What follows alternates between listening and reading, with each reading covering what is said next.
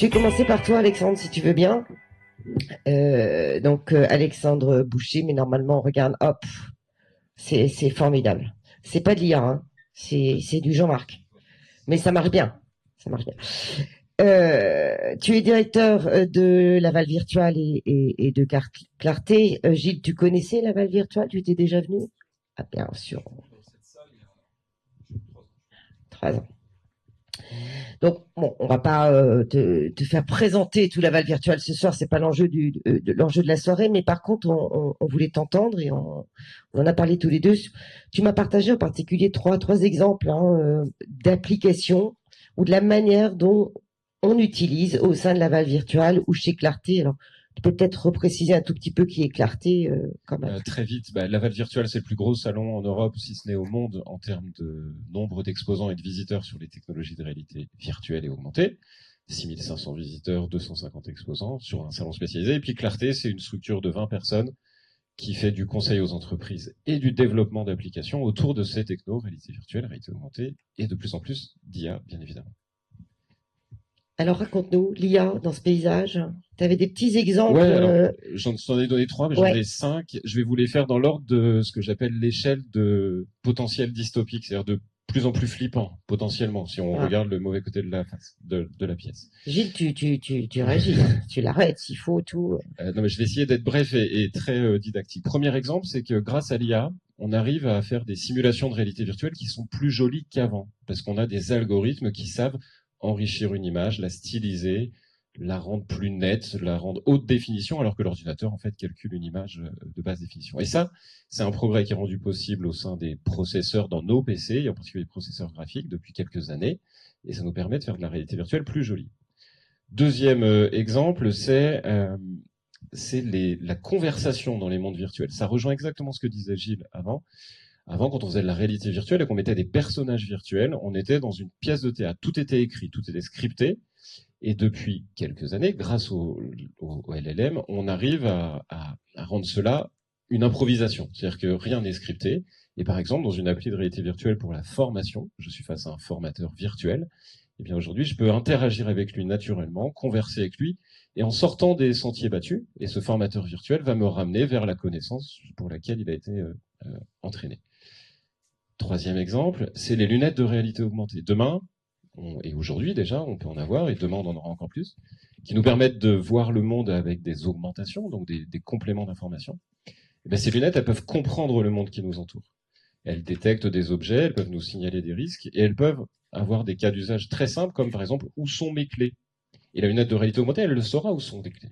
Il faut que je les ai très vite, celles-ci. Parce qu'elle les aura vues 8 heures ou 8 jours avant, et puis elle connaît l'espace, elle a mappé l'espace, et elle saura vous dire, des clés, moi j'en ai vu il y a 8 jours, ici, elle saura m'y emmener.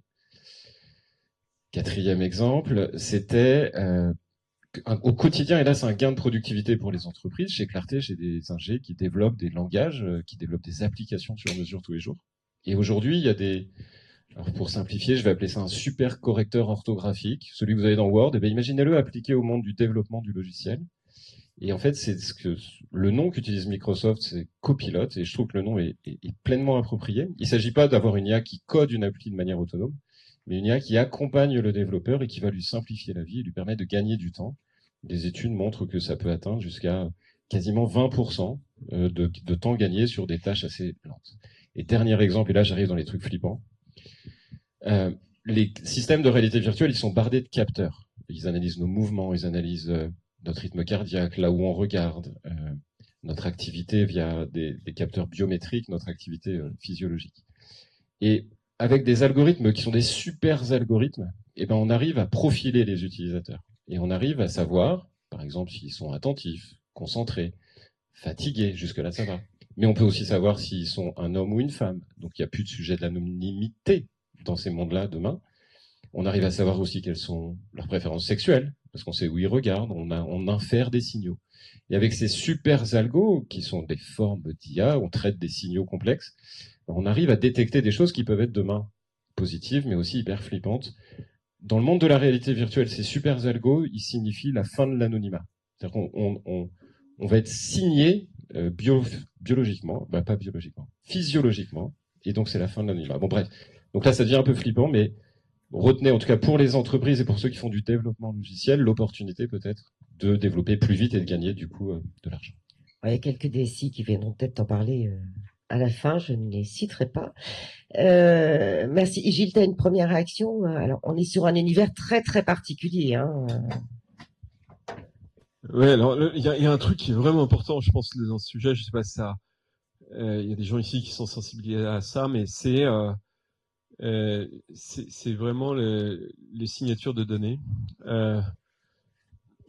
Aujourd'hui, vous êtes défini, votre identité, elle est définie par un certain nombre de facteurs extérieurs qui sont votre carte d'identité, potentiellement votre login password, etc. Mais ça, c'est amené à disparaître parce que en fait, on va capter des éléments biométriques qu'on capte déjà. Hein. Vous allumez votre PC avec votre fingerprint, mais on se rend compte que on est capable assez facilement d'identifier la façon dont vous marchez, la façon dont vous tapez sur votre clavier d'ordinateur, etc. Et que ce sont des identifiants extrêmement forts.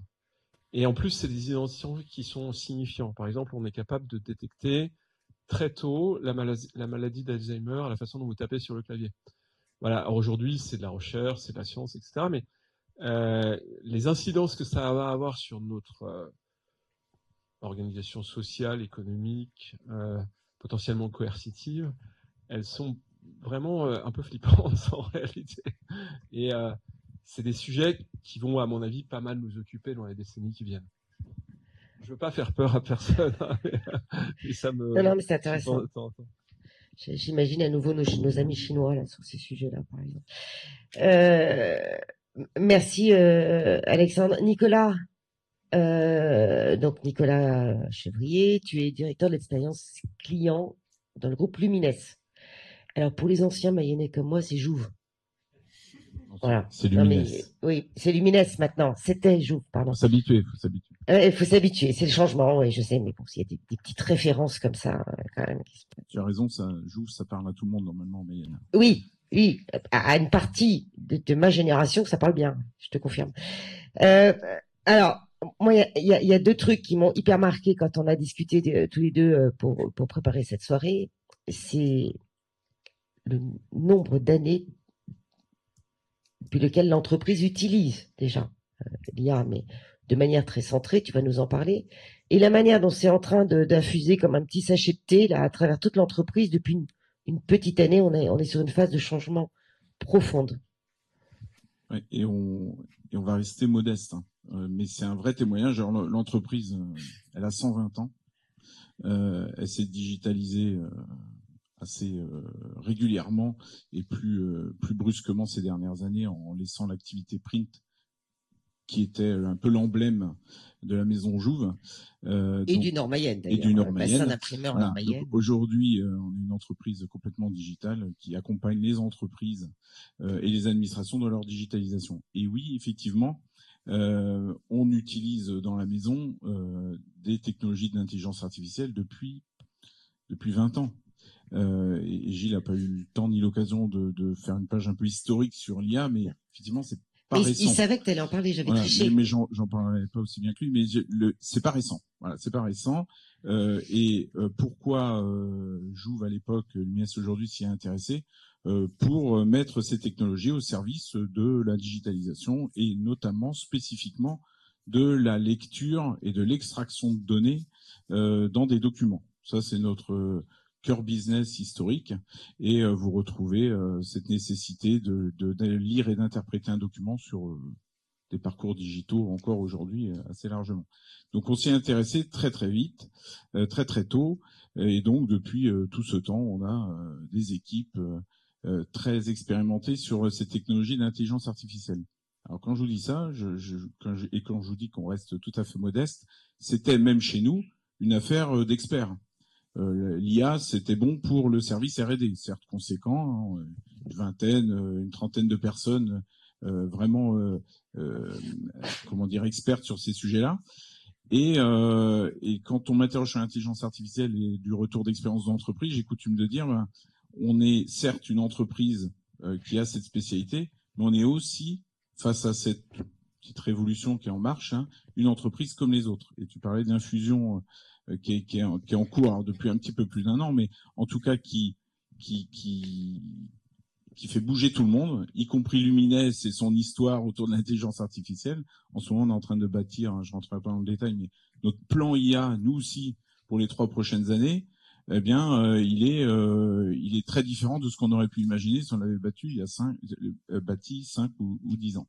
Donc, aujourd'hui, on va devoir mettre l'intelligence artificielle au service de nos offres, de notre core business. Je pourrais donner un exemple tout à l'heure. Mais en fait, il y a une nécessité, et là, tous les entrepreneurs me comprendront, on est obligé de raisonner aussi en tant qu'entreprise et en tant que service interne. Et dans notre plan IA, tout Lumines qu'on est, on va avoir des actions pour mettre l'intelligence artificielle au service de nos services internes, le service juridique, le service commercial, le service financier. Et comme je dis souvent, ce qui nous bouscule, c'est la forte adhésion autour de nous en ce moment. Aujourd'hui, nos enfants, ils font leurs devoirs avec l'intelligence artificielle. Et nous, directeurs juridiques chez Lumines, j'irai pas m'intéresser à ce sujet. Enfin, il y aura une sorte d'incongruité. Donc, on a vraiment la volonté de diffuser ça partout. Donc ça, c'était pour le point. Donc, on est une entreprise historique IA. Comme tout le monde, on s'y met.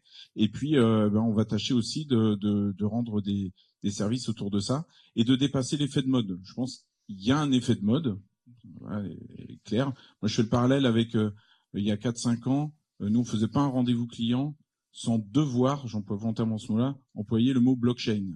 Dans le PowerPoint, il fallait retrouver blockchain. Si vous le faisiez pas, c'est quoi ces gens de jours? C'est le référencement obligatoire. Parlez-nous de la blockchain. 4-5 ans après, dans nos secteurs d'activité, les applications de la blockchain, c'est assez confidentiel, assez marginal. C'est une technologie superbe avec plein d'utilités, mais qui n'a pas rencontré une adhésion grand public, une adhésion sur tous les secteurs d'activité. Sur l'IA, c'est pas du tout vrai. C'est-à-dire que là aussi, il faut cocher la case IA sur absolument tous les rendez-vous, sinon là, ça s'allume en rouge. Mais on sait que ça va se déployer et on le voit sous nos yeux. Là, on fait face aujourd'hui à un virage. Et j'aimerais bien faire agir Gilles sur le sujet, c'est le jusqu'où ça va aller, y compris en B2B, avec des gens très très prêts à ça. Nous, on rencontre des gens dans nos portefeuilles clients qui imaginent, parce que on en parle beaucoup, que ça va tout faire et que c'est magique. Et je vous parle de gens qui ont bien compris ce que c'est, comment ça marche, à quoi ça sert. Et il y a le mythe du 100%, le mythe du tout automatique qui est en train de s'installer. Donc nous, on va devoir faire notre chemin là-dedans, en tant qu'entreprise standard, mais aussi en tant qu'entreprise du numérique portant ces technologies-là. Alors juste avant de faire réagir Gilles, il y a deux sujets, on va essayer d'être assez rapide, mais 2 sujets qui m'ont marqué dans ce que tu m'as dit aussi. Les sollicitations des clients à l'égard de Lumines aujourd'hui sur mais comment je peux mieux lutter contre les fraudes. Et le dernier sujet, mais que tu diras peut-être, c'est que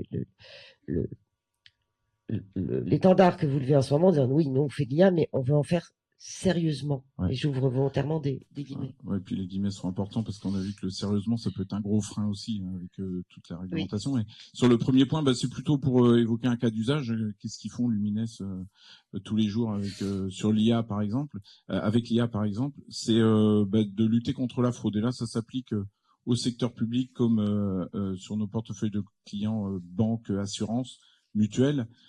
La puissance des sous-disciplines que sont les large language model, le deep learning il y a quelques années, nous permet d'envisager de prédire des choses que alors nos clients ne peuvent pas prédire tout seuls, des cas de fraude très atypiques, des choses qui humainement sont pas possibles à déceler. Là, la technologie, embrassant énormément de données, permet de voir un comportement dans le sens parcours client, quelqu'un qui va vous soumettre son identité d'une manière en justifiant son domicile d'une autre, avec une typologie de données bien précises. Ça peut être suspect, mais ça, vous n'en savez rien quand vous traitez les cas unitairement.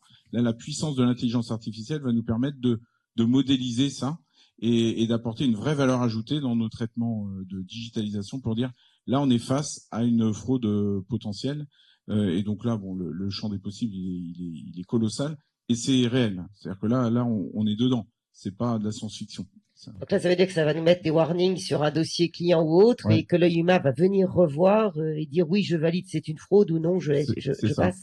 Exactement. Et alors merci pour la transition, parce que le côté on va faire de l'IA voilà, sérieusement, alors déjà en respectant tout ce qui nous sera imposé, les RGPD, les actes plus récents, on va faire ce qu'on nous dira en termes de cadre réglementaire. C'est beaucoup de freins. Mais surtout, on a une conviction, et ça c'est plutôt une conviction qu'un frein, c'est que l'humain a sa place là-dedans. Alors, c'est très joli de dire ça comme ça, mais quand on fait de l'IA, on le sait. C'est vrai quand on fait de l'algorithme, le codeur qui va avoir son travail accéléré, le témoignage d'Alexandre était intéressant, quand on a 250 ingénieurs comme chez nous, on se dit là, il y a un levier qui est colossal.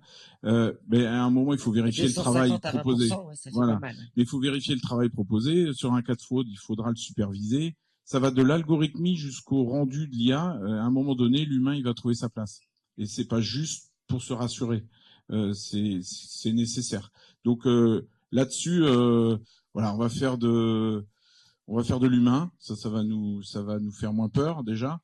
Et puis sur la réglementation, là, il faudra qu'on fasse de tout ça une vraie opportunité.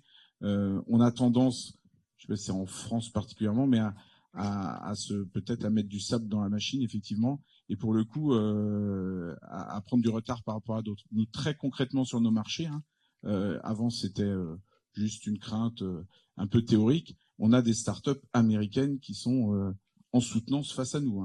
C'est pas peut-être que le client il ira voir ce qui se passe outre-Atlantique. Aujourd'hui, les grandes banques, les assureurs, etc., ils ont plus peur de ça.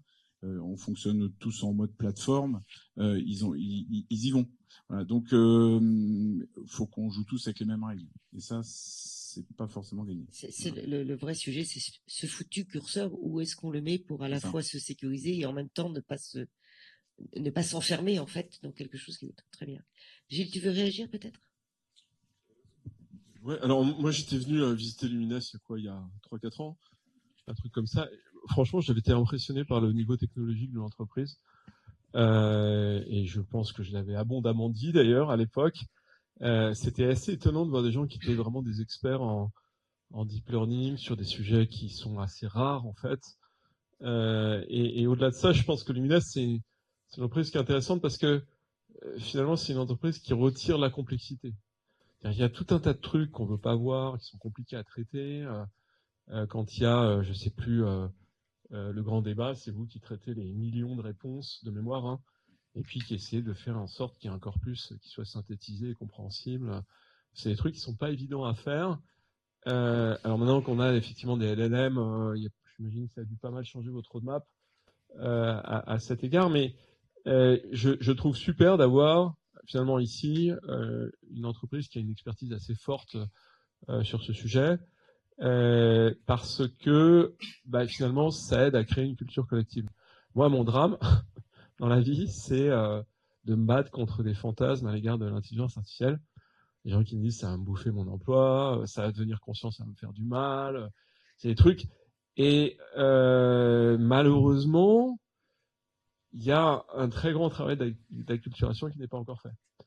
Et je pense que si tout le monde passait quelques heures à se documenter, voire à faire un mini-MOOC, un MOOC qui s'appelle par exemple Element of AI et qui a été traduit en français, qui prend 6 heures à faire, je vous invite à le faire.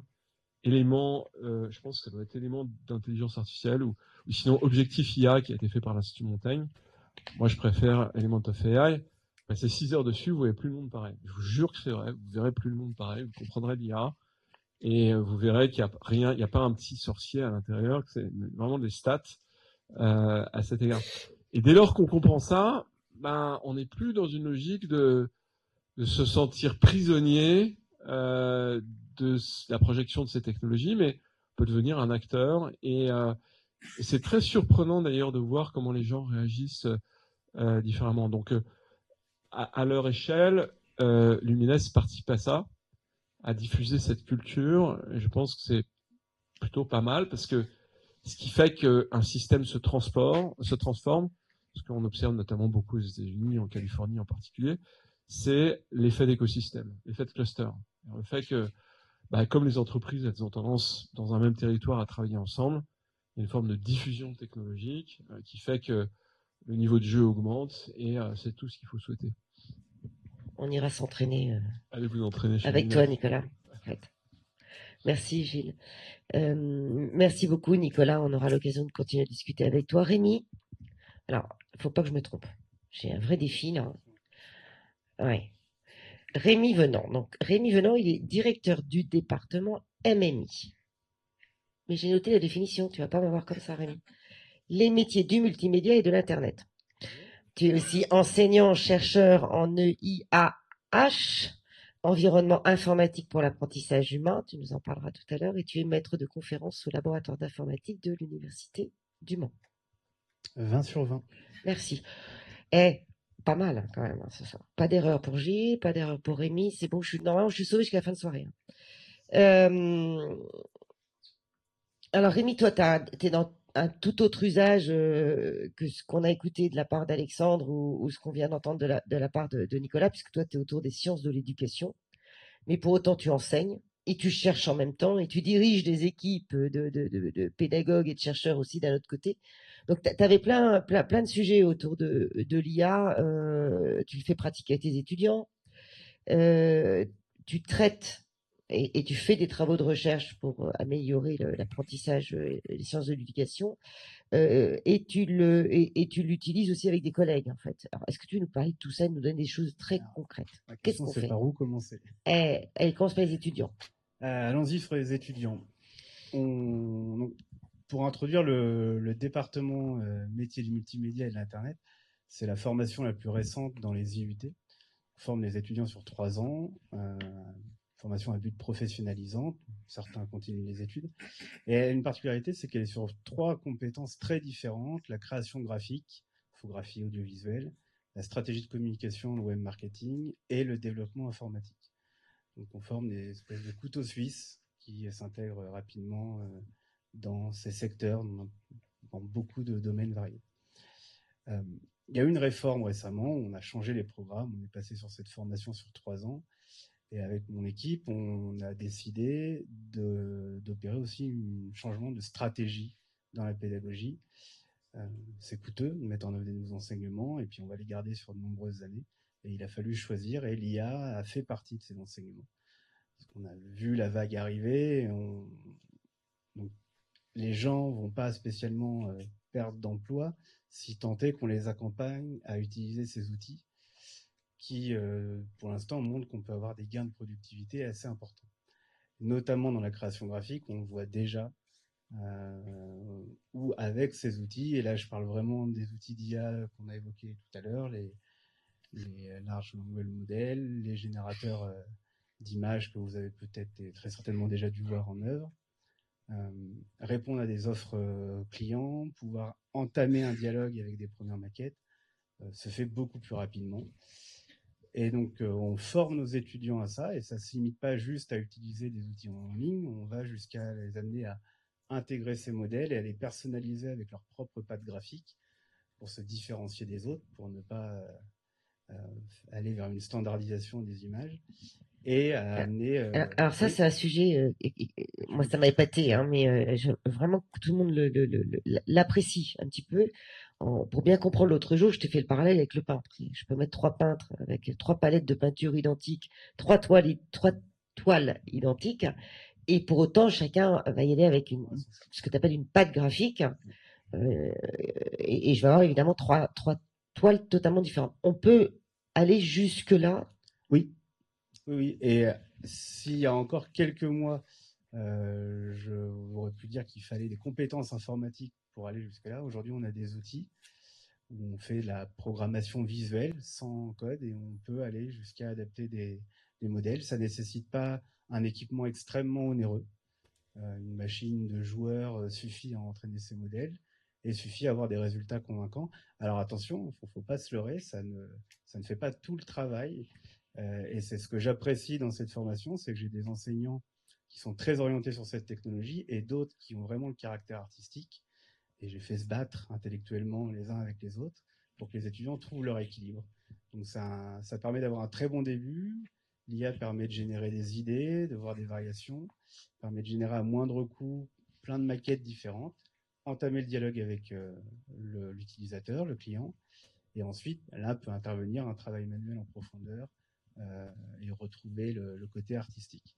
Donc je trouve que cette approche de l'apprentissage de l'IA dans cette dimension graphique prend tout son sens. Maintenant, l'enjeu, c'est de l'amener sur les autres compétences. On pourrait penser que le développement web, c'est le plus simple, mais il ne s'agit pas de former des développeurs en IA, il s'agit de former des développeurs web qui utilisent les outils d'IA, et c'est finalement actuellement ce qui me pose le plus de questions en tant que directeur de département. Et ça m'amène à la transition vers ma propre pratique, ma propre pratique de l'IA à travers mes étudiants. On en parle, il y a plein d'utilisations dont on a déjà évoqué. Et ce que j'apprécie de ces nouveaux modèles de langage large, donc que ce soit ChatGPT ou autre, c'est qu'on peut retrouver et innover sur des formes pédagogiques. Alors, je vais prendre juste 2 exemples très simples. Je teste actuellement ce qu'on appelle des dialogues socratiques. Je donne au modèle la réponse, toute la démarche, et je lui demande de faire progresser l'étudiant, de ne pas lui donner la solution, et de l'amener sur la voie. Alors ça marche plus ou moins bien, c'est de l'expérimentation, et ça m'amène 2 atouts, notamment ça simplifie quelque chose dont je parlerai en recherche, qui est le tutorat intelligent. Donc, ça me permet, moi, enseignant, un gain, puisque je peux faire ce dialogue-là, non pas avec un seul étudiant, mais en parallèle avec plein d'étudiants. Et derrière, je peux collecter l'échange de l'étudiant avec la machine et essayer d'analyser le mode de pensée de l'étudiant, son parcours, pour ensuite pouvoir faire un retour à l'étudiant plus fin, adapter mon apprentissage de manière plus précise à chaque étudiant. L'autre exemple, c'est ce que j'appelle le tuteur idiot. Donc, il y a une grande critique qui est faite à ces modèles. Ces modèles ne sont pas parfaits et ils ont une tendance, donc un terme que vous avez peut-être entendu, à halluciner, à construire de toutes pièces des éléments faux qui, alors pas forcément parce que les données sur lesquelles on a entraîné ces modèles sont fausses. Ça peut être des données qu'on considère vraies, mais par phénomènes statistiques dégénératifs peuvent arriver à générer des phrases qui ont du sens français, qui sont bien construites, mais qui racontent n'importe quoi. Et je me sers de ça pour créer des tuteurs un peu idiots que l'étudiant doit entraîner. En fait, c'est l'étudiant qui prend le rôle de l'enseignant et il doit corriger le modèle. Et pareil, je vais regarder les échanges et je vais voir si, dans certains cas, l'étudiant arrive à détecter la fausse idée, le faux concept. Et ça marche plutôt bien, puisque là, le modèle le dit avec une grande assurance. Donc, c'est assez intéressant. Et ces travaux-là, c'est aussi des pistes dans ma recherche. Donc, je vais prendre la casquette du chercheur et je vais introduire un côté un peu rassurant. Donc, on ne s'est pas mis à faire de la recherche en IA éducation avant-hier. Ça fait 40 ans en France, on a cette activité de recherche, notamment au sein d'une association qui s'appelle l'ATIEF, l'Association pour les technologies de l'information dans l'éducation. C'est une association intéressante parce qu'on mêle à la fois informaticiens, psychologues, sciences de l'éducation. Et l'IA est un domaine, hein, il n'y a pas que l'IA dans cette activité-là. Et jusqu'à aujourd'hui, on travaille l'IA pour avoir des gains productifs, mais aussi pour fournir des modèles qui nous permettent de comprendre comment les élèves pensent, comment ils raisonnent, d'adapter l'enseignement et de répondre à des grandes questions comme la massification de l'enseignement, où l'idéal, ce serait d'avoir un tuteur, un étudiant, évidemment, très loin de ce compte-là. Alors, le but du jeu, c'est pas de remplacer l'enseignant. Hein. L'IA ne remplace pas un humain, n'a pas cette capacité d'adaptation, mais peut étayer, peut fournir des outils. Et avec ces nouveaux modèles, on peut même s'autoriser à penser plusieurs tuteurs pour un seul enseignant, puisqu'on peut faire varier les approches pour une connaissance, proposer différents exemples, proposer différentes façons de fournir la connaissance. Et donc, dans cette recherche, moi, je vais m'intéresser particulièrement à 2 grandes questions. L'explicabilité. Ces modèles nous posent des questions, ils fournissent des résultats très impressionnants, mais on a énormément de mal à expliquer pourquoi ils en arrivent à fournir ce résultat. Et jusqu'à présent, on avait une démarche en recherche de créer des modèles d'intelligence artificielle à partir de bases de connaissances, d'ontologie, qu'on crée à la main, qu'on ciselait finement, c'est extrêmement coûteux. Mais on avait une garantie sur la connaissance qui était apportée à l'élève au bon moment, au bon niveau de granularité. Et les modèles étant aujourd'hui bien plus performants, mais beaucoup plus obscurs, il y a tout ce travail à faire. Et cet élément-là est pour moi crucial pour amener le terrain de l'acceptabilité. L'acceptabilité, c'est pas persuader l'utilisateur, l'enseignant d'utiliser les modèles, mais c'est de l'intégrer dans ce processus de construction pour qu'il s'empare de ces outils-là et qu'il sache les utiliser à bon escient. Donc je terminerai sur un mot. J'ai l'honneur de co-créer un master avec l'ENSAM qui ouvrira ses portes au LVC en 2024, dont l'objectif est de former des ingénieurs pédagogiques à ces nouvelles technologies et notamment l'IA. Pour quand tu as dit? 2024, septembre. C'est demain. Oui. Très bonne nouvelle, bravo. IA, sciences de l'éducation. Une réaction aussi, Gilles, là-dessus? J'adore, il faudrait beaucoup plus de Rémi, je crois. Non, mais c'est vrai, Mais on va pas te le céder, on le garde. Ah oui, je vais le prendre. Non, mais c'est la réflexion sur l'ingénierie pédagogique, elle est très faible en France. Je sais pas ce que vous en pensez, mais on a un truc génial en fait, et l'interdire, ça n'a pas de sens. C'est-à-dire que ce qu'il faut, c'est renverser le modèle pédagogique et utiliser ces technologies pour faire en sorte que finalement ça crée une nouvelle forme d'excitation pour les élèves. C'est pas facile, hein, c'est vraiment, mais il se trouve que quand c'est apparu, moi je donnais encore des cours à Sciences Po. Bon, la réaction de Sciences Po, c'était de l'interdire. Je pense pas que c'était la réaction la plus appropriée. Et on peut vraiment créer des cinématiques qui sont très engageantes. Et c'est vrai que la promesse à moyen terme, c'est peut-être d'avoir une aide, je vais pas dire un tuteur, parce que le mot est un peu fort, mais qui soit personnalisé. Les problèmes qu'on rencontre face à l'accès à la... Si je pose une équation devant quelqu'un, la raison pour laquelle cette personne va buter sur l'équation, elle est très complexe à comprendre. Ça peut être une peur de la complexité, ça peut être un problème de mémoire. Je commence à faire l'opération au début et puis j'ai oublié, je sais plus la faire à la fin. Il y a plein de problèmes qui se posent et il y a des travaux qui ont été faits par une fondation qui s'appelle la Khan Academy, qui ont essayé de séquencer en faisant du eye tracking, en regardant où les yeux allaient, ce qui se passait, et de proposer des parcours différents avec un machine learning en fonction de ce qui se passe. Bon, c'est génial, c'est vraiment génial. La même Khan Academy a créé des dialogues avec des personnages célèbres. Donc on peut parler avec Léonard de Vinci, tous ceux qui ont un corpus important qu'on peut facilement mettre dans la machine. Et ce qui est frappant, moi je l'ai fait sur Vivatech, ce truc-là, c'est que si je suis un gamin de 4 ans, c'est pas mon cas, la machine s'adapte à moi. Et si je suis un docteur en neurosciences et que je parle avec Stanislas Dehaene, la machine s'adapte à moi aussi. Voilà, ça c'est un truc. Donc je vais pas dire que ça va tout résoudre parce que je l'ai déjà dit à l'époque des MOOC et d'Internet et ça, que ça n'a pas été le cas, mais que voilà. Mais c'est un nouveau rebond peut-être dans l'histoire de l'éducation. En tout cas, il faut essayer, quoi. Il y a une vraie opportunité, quoi. Ah, il y a un truc super. C'est toujours pareil, c'est-à-dire qu'il ne faut pas être technosolutionniste. La technologie, elle règle rien. En revanche, quand les bonnes volontés se mettent en place, que on change des pratiques, qu'on crée une culture collective autour de ça, et que la technologie amène finalement une différenciation forte, là, on a le levier pour soulever un monde, quoi.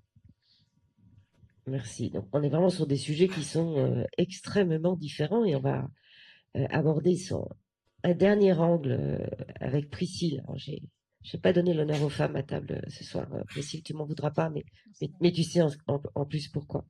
Alors, que je me trompe pas, mais Priscille... c'est plus simple. Elle me dira tout va bien. Priscille, donc tu es indépendante hein, aujourd'hui, tu es formatrice, tu es coach et consultante en organisation avec un petit parcours supply chain entre-temps.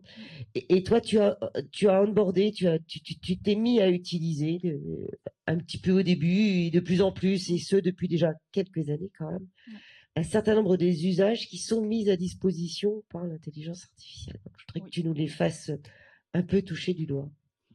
Merci déjà de me donner la parole. Alors moi, je ne connais rien en informatique. Mes connaissances. Oui, j'ai oublié que de dire que tu étais peut-être la moins geek de la table. C'est sûr. Moi, ça s'est arrêté au cours de basique en 3e sur MO5.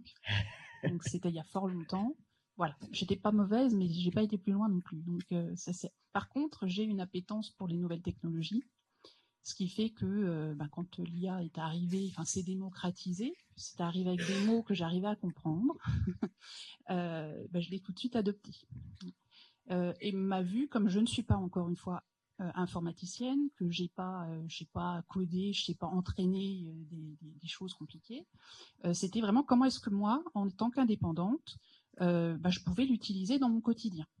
Donc rapidement, j'ai suivi, alors je fais de la veille tous les matins sur YouTube, grand pourvoyeur de veille pour moi, où j'ai appris l'art du prompt. Donc, comment questionner une IA pour avoir une bonne réponse. Parce que un nouveau mot pour le prompt. Alors, le prompt, c'est la façon dont on va interroger une IA. C'est l'art du questionnement. L'art du questionnement, voilà.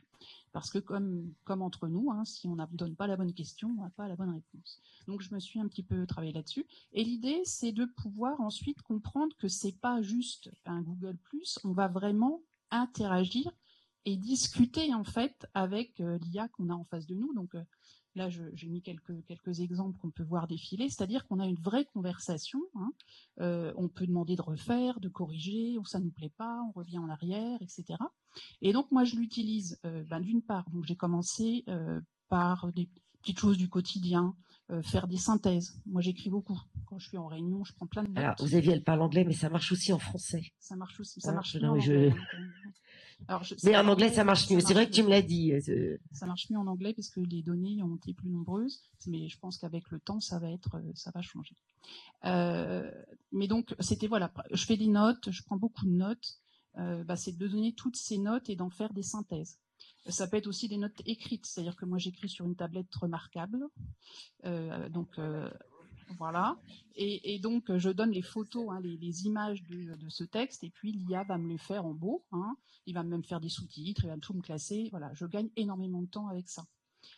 J'ai besoin d'analyser des données dans mon rôle de conseil, donc je fais du conseil en transport, je vais récupérer des fichiers d'expédition par exemple, que je vais pouvoir donner à ChatGPT et lui demander de me faire une première analyse de ces données. Quelles sont les tendances? On en voit d'ailleurs là, il va me sortir toute une liste de graphiques rapidement qui me permet assez vite. Alors quand tu dis rapidement, pour illustrer pour ceux qui ont jamais les mains dedans. 5 à 7 minutes. Là, je l'ai fait en accéléré, mais ça dure 5 à 7 minutes. Avec un gros fichier au départ? Non, il fait 2000 ou 3000 lignes. Il n'est pas très gros. Et puis il doit avoir une centaine de colonnes, mais il n'est pas très très gros. Mais l'idée, c'est que avant, je faisais alors mes croisées dynamiques, mes machins, mes trucs, ça prend un certain temps. Là, en 5-7 minutes, j'ai déjà un aperçu de ce que je peux trouver dans les données, et puis ensuite aller cibler si je vois des anomalies en me disant tiens, ça c'est pas normal, etc. Donc, il te met sur la piste, en exactement, fait. C'est ça. Exactement. J'ai même fait des choses, parce que des fois je teste un petit peu, où je connais un peu la réponse et je lui dis tiens, là il y a une anomalie sur telle tranche de transport, par exemple. Qu'est-ce que ça pourrait être toutes les raisons pour que ça marche pas en fait. Et puis il me donne toute une liste. Il est très fort pour le brainstorming, c'est-à-dire que moi qui suis indépendante, parfois j'ai des idées. Et je me dis mais comment je les challenge? Et puis j'ai cette petite conversation où on va le compagnon de route en fait. Un petit peu, ouais, ça peut-être pas aller comme ça. Voilà, mais donc c'est des petits usages au quotidien, mais qui me font gagner moi énormément de temps. Je fais de la formation pour adultes, je fais de la formation aussi à l'ESUP. J'aime bien moi avoir des données chiffrées dans mes formations, avoir des choses un petit peu scientifiques pour donner un petit peu de consistance. Avant, ça me prenait énormément de temps sur Google pour aller chercher tout ça. Maintenant, je vais utiliser une application qui s'appelle Consensus, qui donc utilise l'intelligence artificielle, mais qui sur un thème donné va me donner tous les papiers scientifiques qui en sont sortis dans n'importe quel pays, et puis ensuite, ça charge à moi évidemment d'aller les chercher un par un, de les lire et de regarder un petit peu ce qu'il y a dedans. Mais avant, pour rien que faire cette liste de documents, j'y passais des heures, tandis que là, il va me les sortir déjà en 5 minutes, Et puis après, charge à moi d'aller faire l'étude. Voilà. On a la même chose avec une autre application qui s'appelle Perplexity, qui permet aussi d'avoir un certain nombre de données, parce qu'on sait que souvent sur les IA, et longtemps en tout cas, on n'avait pas les sources. Maintenant, sur ChatGPT, il nous donne des sources, mais moi j'ai vraiment le sentiment à l'usage qu'il nous donne le contenu sponsorisé de Google, en gros, mais pas forcément des trucs très pertinents. Donc je ne m'en sers pas, ou alors sur vraiment des petites choses très simples, mais je vais aller chercher d'autres applications qui, elles, vont aller creuser un peu plus loin dans les pages derrière de Google pour me donner quelque chose de beaucoup plus pertinent et me faire des synthèses. Donc c'est vraiment ces usages-là que moi j'apprécie parce que ça me fait gagner 10 minutes ici, 1 heure là. Voilà, donc dans le quotidien d'un entrepreneur où on a plein de casquettes, je l'utilise aussi pour faire des posts LinkedIn. Parce que moi je suis pas du tout douée en marketing et pour faire des posts et tout ça, ça me... Bref. Donc j'ai un blog et un podcast. Donc je me sers de ces contenus-là et puis je vais lui dire, voilà, donc j'ai défini mon audience que j'ai mis dans le chat GPT.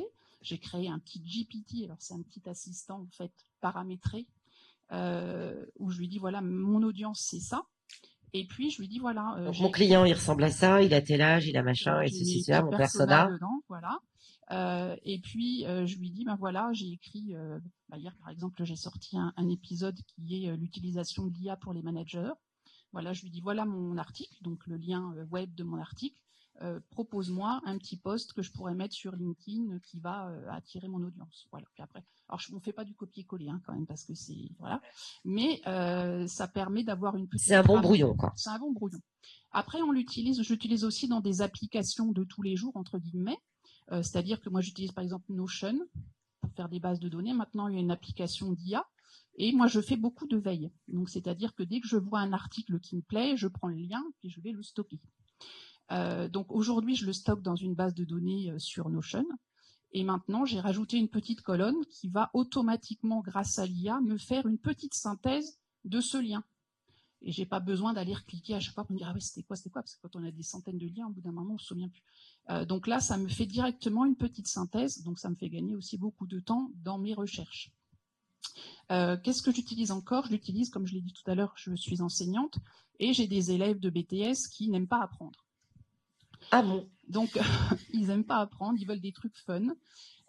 Et donc, le truc fun qu'on utilise pas mal, en tout cas en éducation à l'école, c'est ce qu'on appelle Kahoot ou Clap ou des petites choses comme ça qui permettent de faire en fait des petits quiz qui permettent de faire en gros, ils aiment jouer, quoi. Voilà, de ludopédagogie, entre guillemets. Sauf que ça prend du temps, mine de rien, de reprendre son contenu, d'aller poser ses questions, etc.